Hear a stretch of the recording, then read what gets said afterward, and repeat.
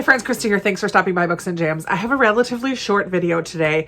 I am going to be sharing 3 books that I think are going to be 5-star reads, and I'm so excited to read them. I really enjoyed giving myself a deadline the last time I did 5-star predictions, and I met the deadline and I was very proud of myself.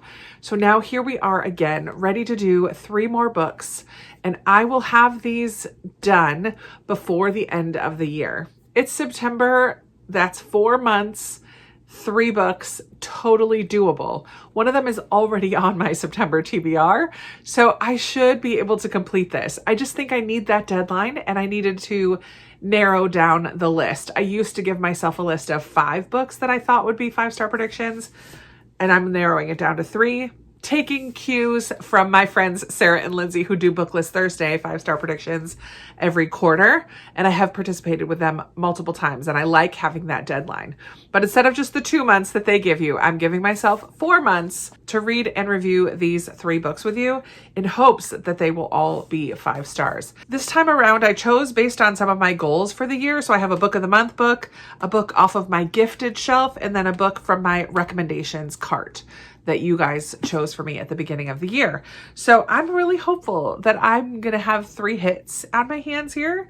It would be amazing if all 3 are 5 stars. We're going to start with the one that's already on my September TBR, and that is My Friends by Frederick Bachman. Once I read this, I will have read him to 0. I've currently read everything else that he has written and loved just about everything. Everything I've read from him, I've given 4 or 5 stars. So I don't think My Friends is going to be any different. I have heard from people that they love this, but that it is a little slower, that it's emotional. None of that detracts me from wanting to read this book. I'm not going to reread the description right now.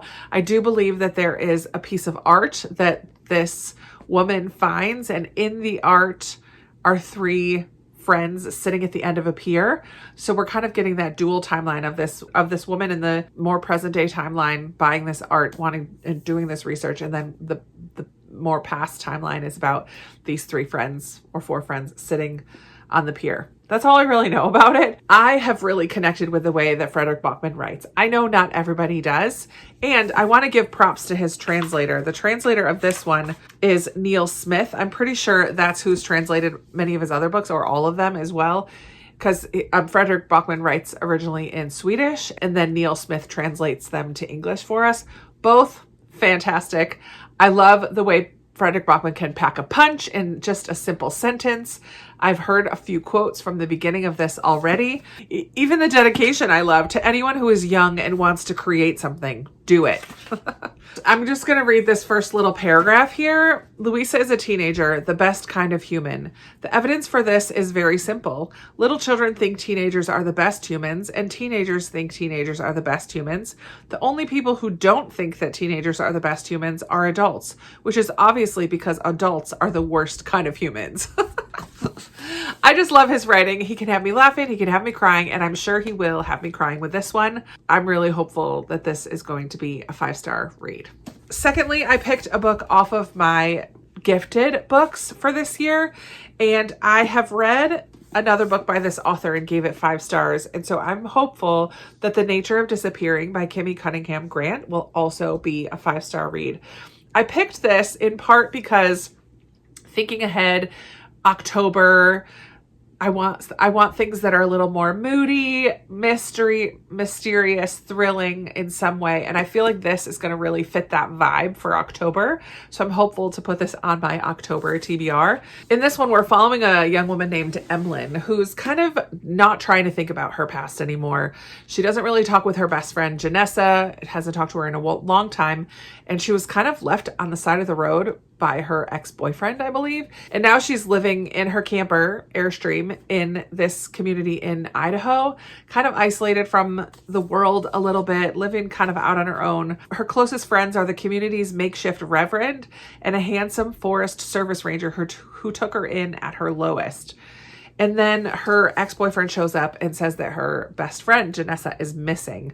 So does she get involved with that? I don't know. The last paragraph of the summary says, poignant, suspenseful, and unforgettable.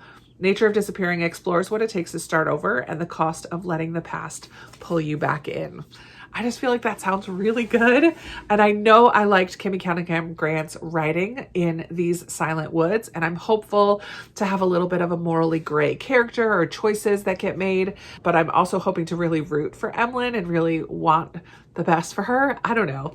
I just think that this sounds really good, and I'm really hopeful that this will also be 5 stars. And then my third choice is one that I picked for my recommendations card. It has been on my radar for a couple of years now since it came out.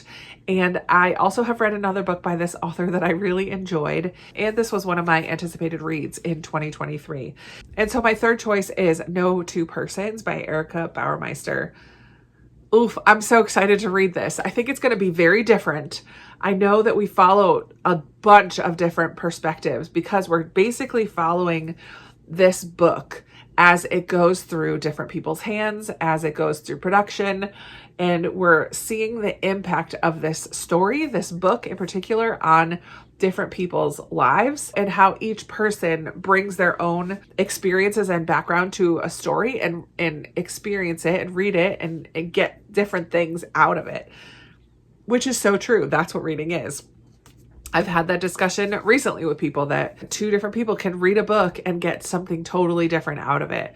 So one book, 9 readers, 10 changed lives. A gloriously original celebration of fiction and the ways it deepens our lives. I feel like this is almost going to be a collection of short stories connected because of this book, or this story that is the through line in all of them. So I'm not expecting one big story, but a collection of short stories almost. That's kind of the vibes I get from this. I don't know if that structure is going to work for me, but I'm very, very hopeful. And I love the idea of this. And I've heard good things about it. And I did read The Scent Keeper from Erica Bauermeister, and although that also was very different, I loved it and it worked really well for me. So I'm very, very hopeful for No Two Persons as well. So here are my 3 choices: My Friends, The Nature of Disappearing, and No Two Persons. Let me know if you think I'm right. Are these going to be 5-star reads? Have you read any of them? Do you want to join me in this journey and trying to figure out if these are going to be 5-star reads or not? I'm so hopeful. I'm so hopeful. So that's going to be it for me today. Let's chat down in the comments below what you think about these 3 choices. And if you've made it to the end, but you're not feeling very chatty, that's okay. Go ahead and put a mountain. Look at those mountains. A mountain emoji in the comments just to let me know that you are here watching and supporting me in that way. I really appreciate you all for being here. Thank you so much for watching and spending a few minutes of your day with me. And I look forward to chatting with you in another video very soon. Bye.